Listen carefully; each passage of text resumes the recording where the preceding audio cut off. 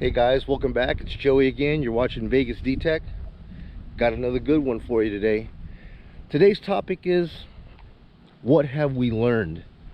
What have we learned in this whole last week that we've been out at the lake, at the dam, Boulder Beach, the marinas, the washes, taking a look at all this crazy stuff that has been going on. We're up here at the top of the Black Rock Resort. Actually, it's like a community up here in Seven Hills in Las Vegas. Yeah, man, so I mean, the question that I have for everybody is, what lessons have we learned here? It's funny, you know, when I go to work, everybody's talking to me about, Joey, I seen your channel, man, that's really great, man, you're doing a great job, you're growing this and that. I'm like, yes, thank you, but did you get a lesson? Did you learn anything about what I'm trying to do, the awareness? Did you pick anything up about the water situation? And I hate to say it, man, but the lesson, the actual answer is more or less no. So a question that people are subscribing to me are asking me is, Joey, do Las Vegans care? Do they really care about this water situation? And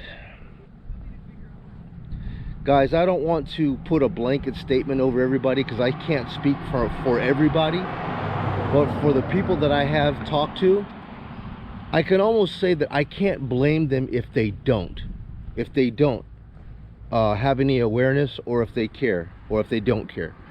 And the reason why I say that is because so much of the time here, the news is only telling people, don't worry about the water. The municipality only uses 6% of the water, so you're not a problem, you know?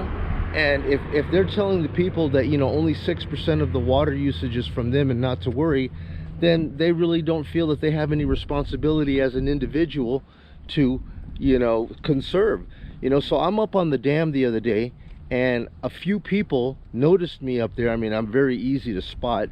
Asian guy, camera, uniform, has my name on it. And people are like, Joey, Vegas D-Tech. I'm like, yeah, what's going on, man? And they're like, hey, what are you doing up here today? And we're talking blah, blah, blah about what I'm shooting. But the real question came down to the individuals at the very end of it. They're asking me, what can I do? What can I do to help in this situation? And then I'm just like stuck. You know, I'm stuck because the answer really is, I don't know. I mean, if the local municipality and news is telling everybody that you're only using 6% of the water and you're not part of the problem, don't worry about it, and you're looking at resorts, you know, continuously going through water and golf courses and so forth, I have no idea. Do I believe that 6% is all that we're using? Hell no, I don't. I mean, when you consider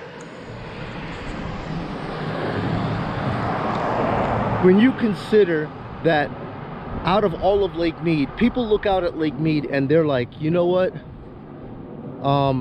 there's a lot of water out there, man, we're not going through all that water. Well, I hate to tell you that, but yeah, we are. There's a lot of water out there, but all that water does not belong to Las Vegas. That is a watershed, a water storage for California and Arizona, New Mexico, Mexico. They all get access to that water too. Only 30% of the water that you see in Lake Mead actually is for Las Vegas. Now they're trying to claim that only 6% of the water is actually being used, and I have to say that number's got to be double. You know what I mean? In my opinion. I mean, I don't have any reports to back that claim, but it sure feels like a lot when you look at all these car washes and all these developers and all these trucks dumping water and all these golf courses spraying water all the time. I can't believe that we're only using 6% of the water. But hey, who am I to say, you know, because like I said, I don't have the reports, but that's just my opinion.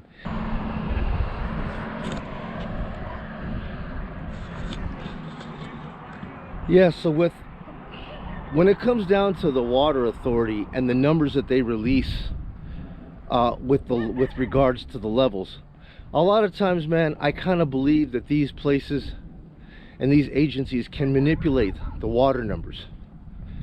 You hold one storage shed to build up the numbers over there, they get their reports, then they release the water down to the next storage shed, get their water reports to where everything looks safe, and then when they release the reports, the community believes that everything is hokey dokey. But of course, once they open up the spill gates to let the water flows down, we're back to this crisis again. You know, so it's just games, man. More games with the numbers.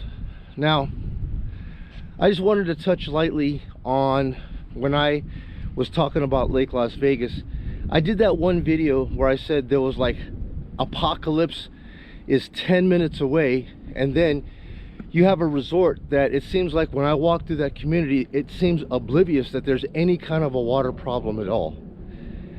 And so you go to this community, you see golf courses, you see this big old water channel filled with recreation, and it doesn't look like anybody really cares. Well, I got some people telling me, Joey, you can't really put our community into that condition or into that category of, you know, wasting water, because all of our water is reclaimed water. And I got to really thinking about that. What is reclaimed water? Reclaimed water is basically water that was used. It was pulled from Las Vegas initially. It was used, so showers, car washes, toilets, all this other stuff, it gets reclaimed back into the gray water.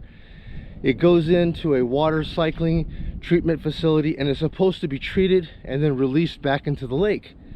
Well, if the water is not released back into the lake because your resort is in the way and it captures it, that water doesn't go back into the pool anymore. It never goes back into the lake, right? So in essence, it's still Lake Mead water, even though you get that title of reclaimed water. Makes you feel better that you're not really wasting water. Now here's what's funny, man. These golf courses and stuff, right? I took a look, I went to Star Nursery, and I actually asked the people over there, how much water does this grass actually consume when you see people watering the grass? And the guys were telling me that 1 square foot of grass uses about a half a gallon of water, 0.62 gallons of water for every square foot. Now, it doesn't sound like much until you consider that, like, say a 10 by 10 foot area uses 6,200 gallons of water every time you water the grass. So a typical front and backyard can run through 6,000 gallons of water on a 10 by 10 foot. Now imagine how much water a golf course uses when it goes to water their grass. And I don't really understand, like, why we need so many golf courses in the desert. You know, like, I'm not a golfer, so I can't speak for it, but when you're driving over the grass, you're hitting a ball 400 yards down the way. Do you really need 400 yards worth of actual water consuming grass? Could they take that out and possibly put artificial turf down, because you don't need to water that? They're just going to jump in a golf cart anyways and just ride down to the next spot and then hit the ball another 300 yards or whatever. Do they really need all that water? Because like I said, a 10 by 10 foot patch of grass will consume 6,200 gallons of water. Or let's just put it this way, 1 square foot of grass consumes 75 gallons of water. 1 square foot of grass, 75 square feet of water a year, as opposed to, say, natural desert landscaping, which if you want to, you know, put some rocks and a Joshua tree or something like that, this type of desert landscaping would only consume something like, what does it say, 17 gallons a year. Sounds a lot better than 75, right? So yeah, there are things that can be done. Now I am noticing that in the community we are doing a lot more with taking what's called grass that doesn't serve a purpose. If it's just sitting out there facing the street and it's not really serving a purpose for the community other than it looks nice, it's got to go. It's got to be ripped up, and then this type of rocky landscaping should be put in. And I'll be honest with you, man, there is absolutely nothing wrong with this type of desert landscaping here. I actually like it. I think it looks beautiful. I mean, why move out to the desert if you want your place to look like Rhode Island, you know?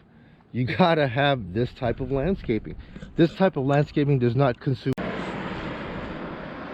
All right, guys, so the last thing that I want to touch on this evening before I close the video out on is, you know, with all of this crazy madness with the lake, you know, losing water and everything that's being discovered out here, many channels have been covering all of this, reporting and and so forth at the lake, and I'm one of them.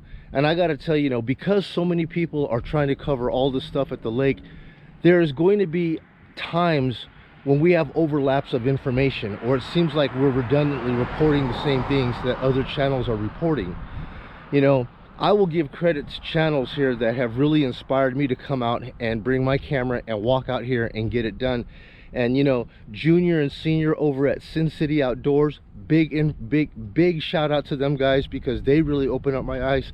And Mark over at The Other Me, yes, both of those channels have gotten me off the sofa and made me switch to actually doing all this citizen journalism. So I give them much credit and much respect. I tell you what, people don't really realize what goes into actually doing, you know, this journalism that we do out here. I mean, Sin City Outdoors, I mean, hell, they got their boat, you know, they're running aground out there at the lake sometimes, doing damage to their boat, just trying to get out to these spots to show you these sunken boats that are out there on the shoreline, you know. And then you've got Mark, who got stuck out there in the dirt, and he was damn lucky that there was actual people out there that were able to push his car out of that dirt. And he said that he got stuck multiple times, you know. So I just want to tell you guys that, you know, there's a lot of things that are subjected. You can't just drive your car out to the water trying to get these reports, because that the gravel is so loose, you know. Or you've seen Senior get stuck up to his knees just trying to walk out to that boat, because what happens is that as the water recedes, the water recedes too fast, and the surface, it looks like it's dry, but that's only for like an inch or so. It's crusty and crunchy on the surface, but then right below it, man, it's still soft and mushy, and you just start sinking all along that water,